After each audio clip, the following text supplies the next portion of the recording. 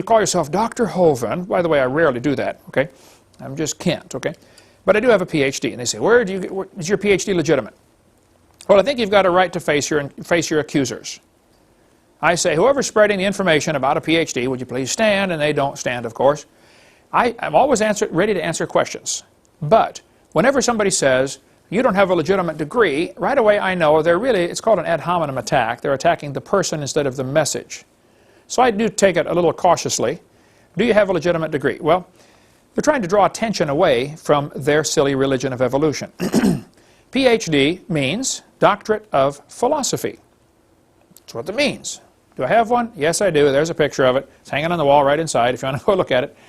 Patriot University started 1980 in Colorado Springs. It was a Baptist church that started this university. It's a Christian school. Kind of like you guys went to the Christian school up here in Pensacola. Nothing wrong with that.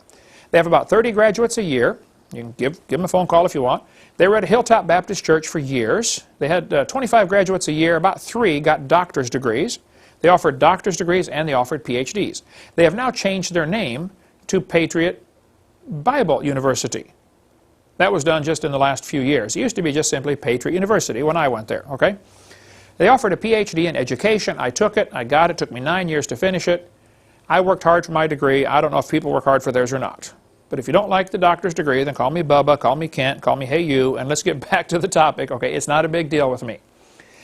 Before I finished my last course, I sat down, put the course away, thought about it for 2 weeks. Do I really want to finish this?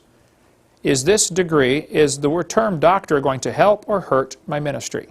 I just want to win souls and influence people, that's all. And I really wrestled with, should I even finish it? For fear that it might be a hindrance instead of a help. And I finally did. I ended up with a PhD and a doctorate in divinity. I have a doctor's divinity and doctor in PhD in education, religious education. Nothing wrong with that whatsoever. But if you don't like the degree, then okay, don't call me. They call it Patriot a diploma mill. It is not a diploma mill. You can contact them yourself. Okay, I worked pretty hard for my degree. I don't know if they worked hard for theirs or not. About 25 graduates a year. So yes, I have a PhD. And Darwin's degree was in theology, but they call him a scientist. Okay, Henry Morris has a great article about people. Charles Darwin was an apostate divinity student whose only degree was theology. Alfred Russell had little formal education with only a brief apprenticeship in surveying. And yet they say he was a great scientist. Jean Lamarck is the only one that had a real degree.